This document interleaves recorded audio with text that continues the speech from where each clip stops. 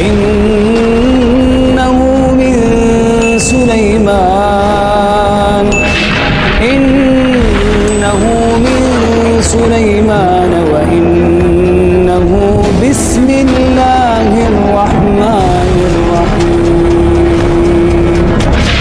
Assalamualaikum warahmatullahi wabarakatuh. Bismillahirrohmanirrohim. Alhamdulillahirobbil alamin. Allahumma sholli ala sayyidina Muhammadin wa ala alihi sayyidina Muhammad.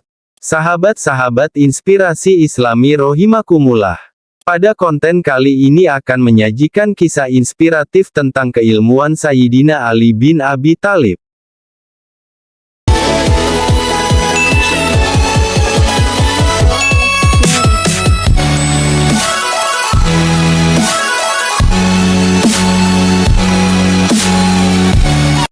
Ilmu lebih utama daripada harta. Ali bin Abi Thalib, sepupu sekaligus menantu Nabi, merupakan salah seorang sahabat yang diutamakan karena ilmunya. Pengakuan itu muncul langsung dari Nabi dengan sabda beliau, "Ana Madinatul Ilmi, wa Aliyun Babuha." Maksudnya adalah, saya, Nabi, adalah kotanya ilmu, dan Ali adalah pintunya, yaitu pintu dari kota ilmu tersebut.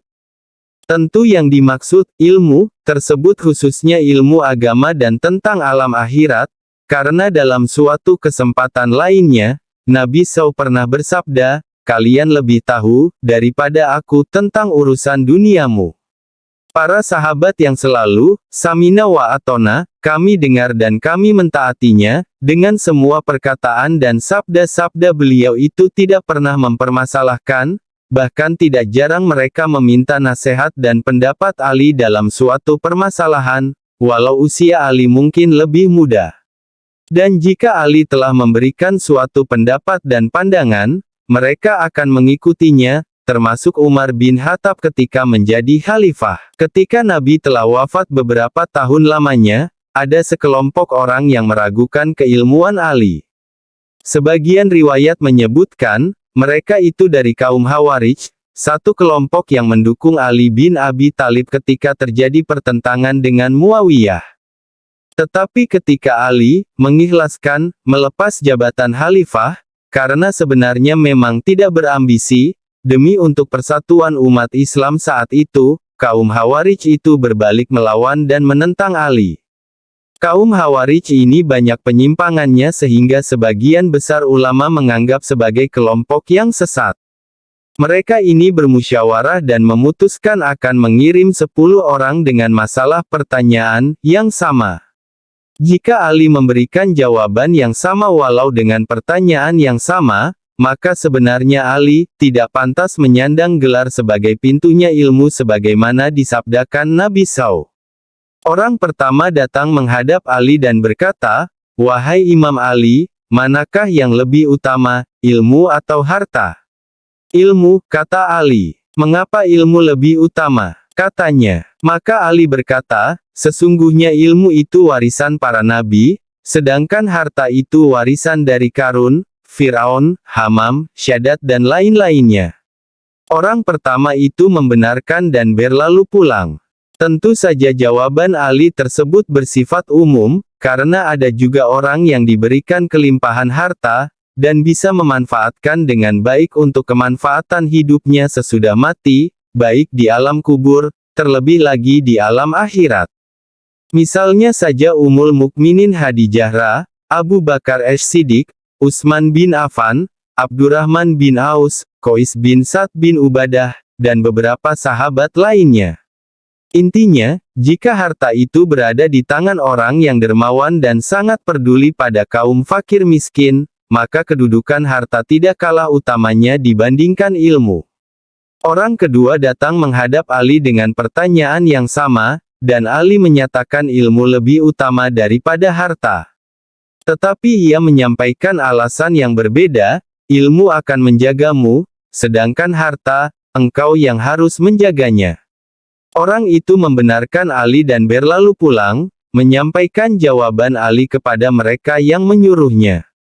Ketika orang ketiga datang dengan pertanyaan yang sama, Ali memberikan jawaban yang sama pula, kemudian ia menyampaikan alasannya, pemilik ilmu banyak sekali sahabatnya, dan murid-muridnya, sedang pemilik harta akan banyak sekali musuhnya, dan orang yang bermanis muka hanya untuk memperoleh pemberiannya, walau mungkin di dalam hati membencinya.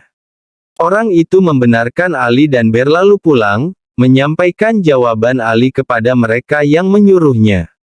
Ketika orang keempat datang dengan pertanyaan yang sama, Ali memberikan jawaban yang sama pula. Kemudian ia menyampaikan alasannya, ilmu akan bertambah jika engkau gunakan, sedangkan harta akan berkurang jika engkau menggunakannya. Orang itu membenarkan Ali dan berlalu pulang, menyampaikan jawaban Ali kepada mereka yang menyuruhnya. Ketika orang kelima datang dengan pertanyaan yang sama, Ali memberikan jawaban yang sama pula, kemudian ia menyampaikan alasannya, pemilik ilmu akan selalu dihormati dan dimuliakan karena ilmunya, tetapi pemilik harta, akan ada saja yang memanggilnya sebagai si pelit, karena ia tidak memperoleh bagian dan manfaat dari harta tersebut. Orang itu membenarkan Ali dan berlalu pulang, menyampaikan jawaban Ali kepada mereka yang menyuruhnya. Ketika orang keenam datang dengan pertanyaan yang sama, Ali memberikan jawaban yang sama pula. Kemudian ia menyampaikan alasannya, pemilik harta harus selalu hati-hati dan menjaga agar tidak diambil oleh pencuri, sedang pemilik ilmu tidak perlu menjaganya.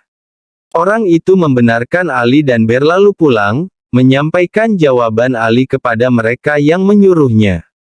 Ketika orang ketujuh datang dengan pertanyaan yang sama, Ali memberikan jawaban yang sama pula, kemudian ia menyampaikan alasannya, pada hari kiamat, pemilik harta harus susah payah mempertanggungjawabkan hartanya, sedangkan pemilik ilmu akan memperoleh syafaat dari ilmu yang dimilikinya, dan diamalkannya.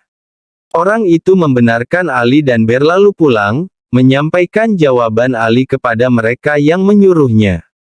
Ketika orang kedelapan datang dengan pertanyaan yang sama, Ali memberikan jawaban yang sama pula, kemudian ia menyampaikan alasannya, jika dibiarkan dalam waktu yang lama, harta akan menjadi aus dan rusak, sedangkan ilmu tidak akan menjadi aus dan lenyap. Orang itu membenarkan Ali dan berlalu pulang, menyampaikan jawaban Ali kepada mereka yang menyuruhnya.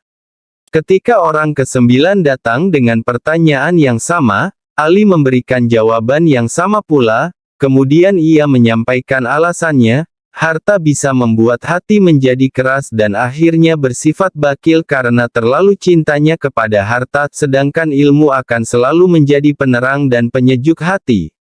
Orang itu membenarkan Ali dan berlalu pulang, menyampaikan jawaban Ali kepada mereka yang menyuruhnya.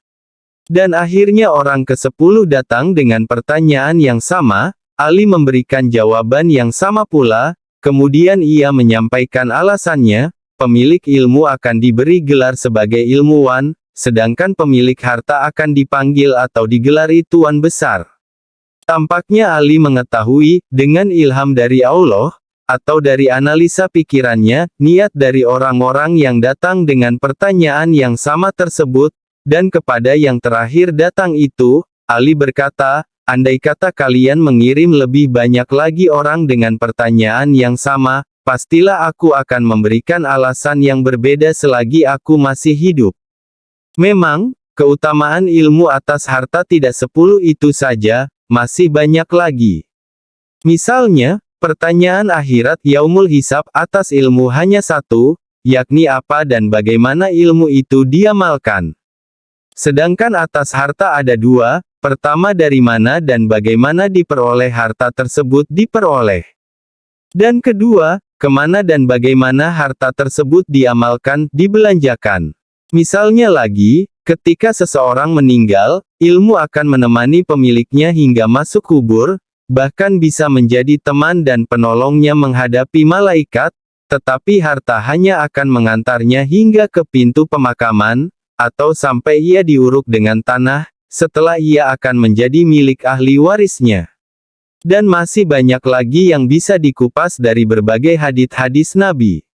Setelah kembali dan menyampaikan pesan tersebut, mereka kaum Khawarij itu, berkhidmat kembali kepada Ali bin Abi Thalib dan memperbaiki keislamannya dengan bimbingan beliau. بالمهيمن